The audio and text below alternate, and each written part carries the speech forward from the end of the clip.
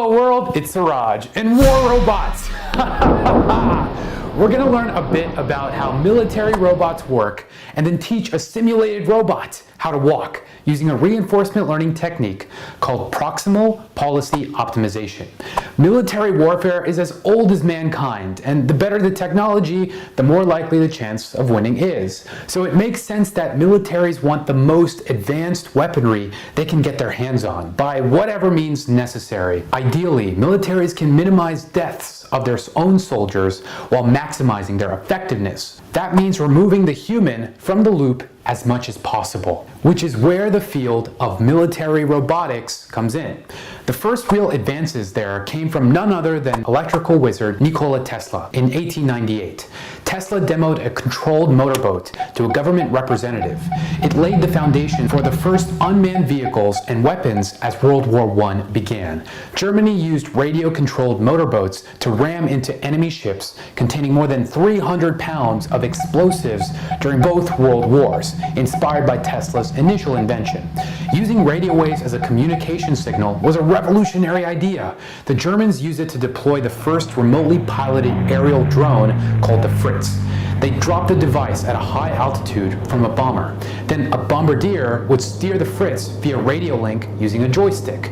And it wasn't just the Germans getting in on the radio-controlled fun. Americans dropped more than 450 radio remote-controlled glide bombs during World War II.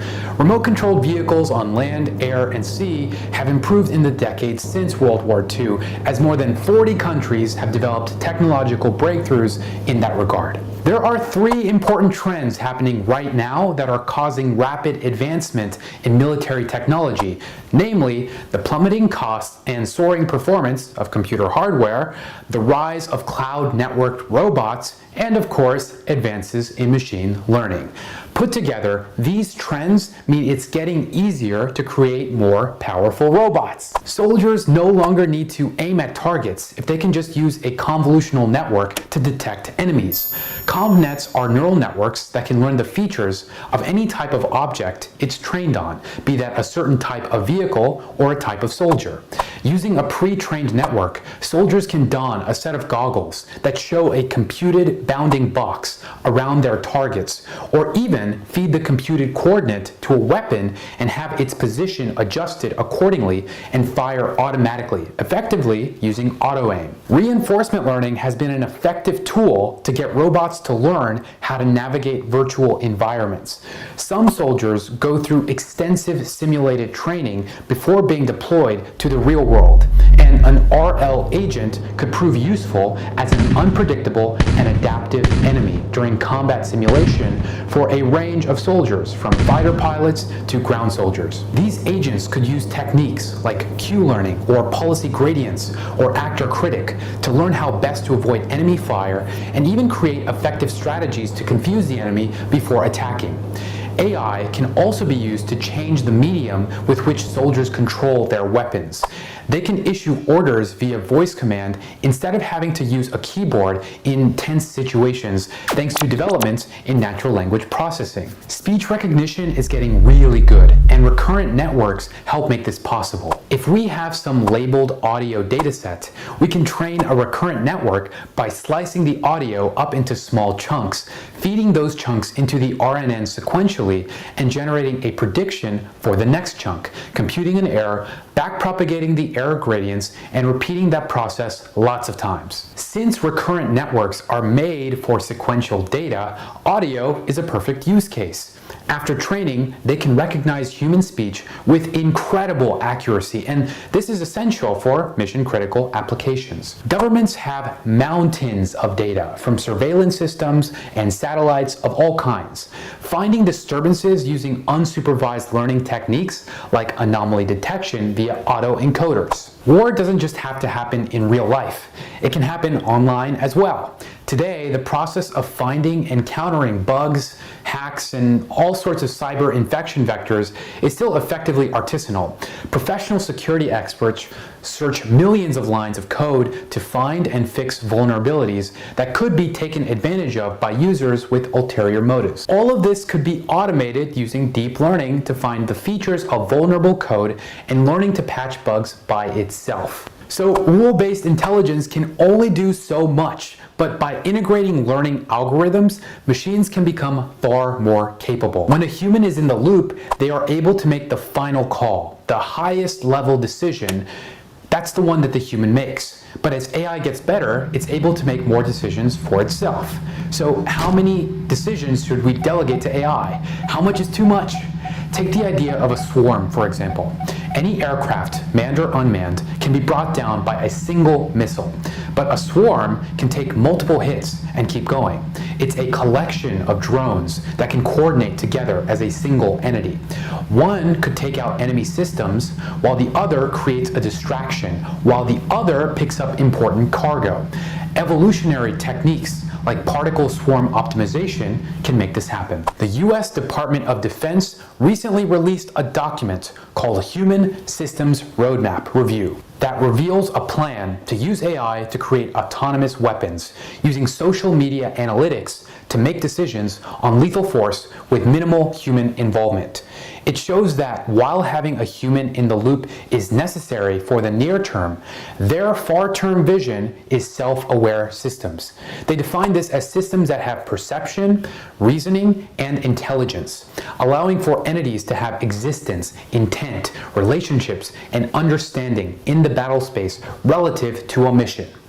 That means drones that coordinate amongst themselves, make decisions for themselves, prioritize by themselves, and of course, decide who to kill and when to kill them by themselves. That's kind of scary and reminiscent of the infamous Skynet system from the movie Terminator. In the movie, the military system becomes self-aware and decides to kill all humans, and no one can shut it down. We know of one system that can't be shut down, and that's Bitcoin. Because the blockchain miners must verify transactions using the proof of work algorithm, it would require more computing power than the 500 fastest supercomputers in the world combined to shut it down. And no one has that much computing power. An AI agent that lives on this kind of blockchain couldn't be shut down. And if its objective was to, say, destroy humanity, and it has access to weapons of mass destruction, that's how Skynet happens, IRL. So how do we stop this? We've got to spread awareness and educate ourselves on how AI works. The more people that understand the power of AI, the less likely it is that governments will abuse this power, and the more likely it will be used for beneficial purposes. More research into creating explainable AI systems that give us a detailed list of why an AI made a certain decision will help unravel the black box of deep learning and help fuel a debate for policymakers as they regulate this technology. So, to give an example of how a robot can learn to walk, we can use a reinforcement learning technique called proximal policy optimization. This is two randomly initialized neural networks and a teacher that rewards forward progress. The policy gradient technique takes steps in the direction that improves a policy. A similar technique is called Trust Region Policy Optimization, or TRPO. The idea is to take steps in the direction that improves the policy while simultaneously not straying too far from the old policy. That's the difference. Making too big a change from the previous policy in high-dimensional environments can lead to a dramatic decrease in performance. A little forward lean can help running speed, but too much causes a crash. A naive solution is to take minuscule policy steps, but the question then becomes, how small a step? TRPO takes a principled approach to controlling the rate of policy change. The algorithm places a constraint on the average KL divergence between the new and old policy after each update. So proximal policy optimization is an implementation of TRPO that adds the KL divergence term to training a loss function. With this loss function in place, we can train the policy with gradient descent, like a typical neural network. In our PPO algorithm, we capture sequences of states, actions, and rewards from our environment and add it to our data batch. Line 10 adds value estimates to each visited state from the rollouts. With predicted state values in hand, we calculate the advantages and add these to the dataset in line 11. The advantage of a state action is how much better or worse an action performs than the expectation of present policy from the same state. We update the policy in line 13. Finally, we update our value function to reflect our latest data. In line 14, we use the present data batch and the previous data batch to smooth changes in the value function. For our policy update function, we store the old policy and compute the KL divergence as we make policy gradient updates. And after only 25,000 training episodes, our humanoid will start learning how to walk. It's pretty hilarious to watch the progress in the meantime. Alright, so 3 ending points here. Militaries can use AI to create autonomous weapon systems, and that means less and less of a need for humans in the loop. A Skynet-like scenario can occur if the public isn't made aware of AI dangers and governments go unchecked. And proximal policy optimization uses 2 neural nets and a teacher to forward progress to train an AI to complete an objective.